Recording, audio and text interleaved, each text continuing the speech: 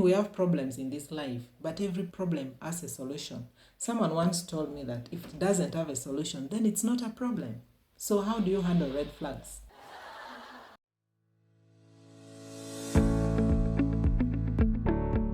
Welcome to today's video.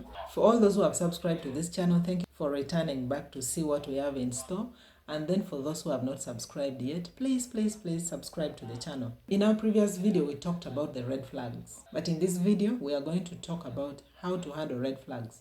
I mean, we have problems in this life, but every problem has a solution. Someone once told me that if it doesn't have a solution, then it's not a problem.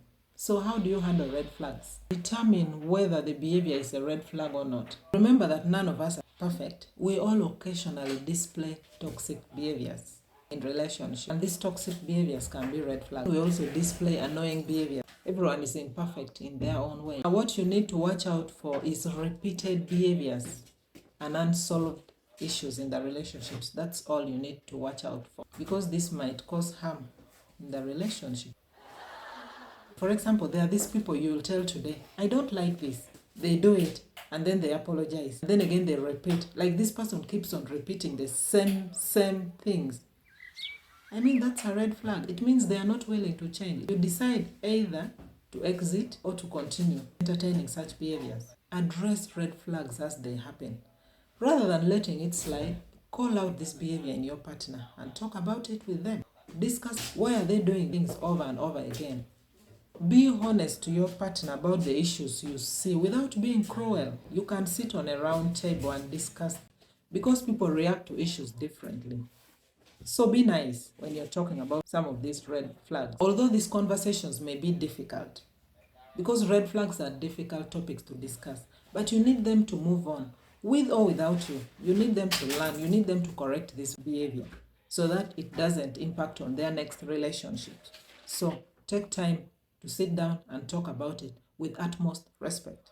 Respect is key. Helps you discuss issues easily. Even if the other person has this behavior of reacting to situations, the way you approach them will help you discuss this topic. So call the behavior out and don't just let it slide. The other thing you have to do is communicate with your partner. Be straight with what is bothering you, other than going around the corners. There's some people who say, you see, is it what? The other day this. Be straight. Communicate with your partner effectively. Concentrate on the major problem. Leave those old issues. Concentrate on the major issue on the table. For example, you can use the I feel statements instead of you are statements. I feel statements is a bit smooth, respectful. Instead of saying you are, it's like you're pointing a finger. You may be pointing a finger, but point it indirectly. You are sounds rude. It may actually lead into a fight. For example, you can say, I feel bad when you don't invite me to travels with you, into your business trips. I feel bad about it. You see how that comes? It comes so soft. Instead of saying, you are so selfish and you don't care about me. That is pointing out someone. Yes, you're pointing out the behavior, but be nice. Use I feel statement. It makes it easier to discuss the problem with the other partner. Try to use a neutral language rather than an inflammatory language. That will fuel more fire into the conversation. You don't want that. You're trying to solve an issue, right? Yeah, so you know what to do. You can also set healthy boundaries. Like I said earlier, setting boundaries in a relationship is really healthy. You may need to do that. To move forward in a relationship, agree on your mutual expectations for behavior. Listen to your partner's needs and explanations on why they need a certain boundary.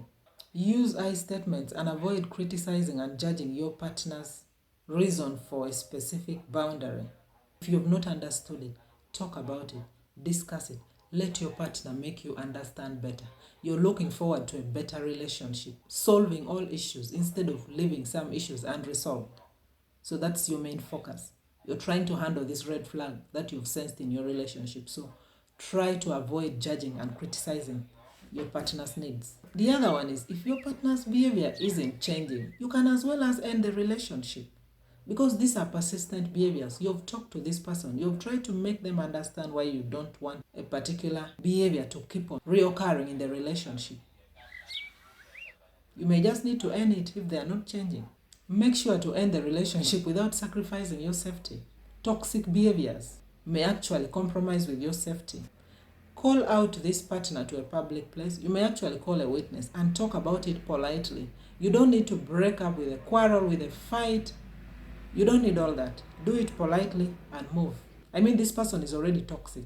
And in the course of all this, keep your conversation short. You've been talking all this time in the relationship. There is nothing much to talk about anymore. So keep it short and brief and move peacefully. Last but not least, seek help if you need it. Have you ever heard of these partners whom when you want to break up with them, they don't allow you to leave? I mean, they're treating you badly, but at the same time, they don't want you to leave. That is a very dangerous partner, and you may need to seek help. You may need to call out security for your safety. Make someone aware about the situation before you move away. And in most cases, I think it's better to move to a far place. That's why it's good for you to break up in a peaceful and in a nice way, in an open place, because this person may cause you harm. So if you need help, reach out to security, reach out to someone you think can help. So those are some of the discussions I wanted to share with us.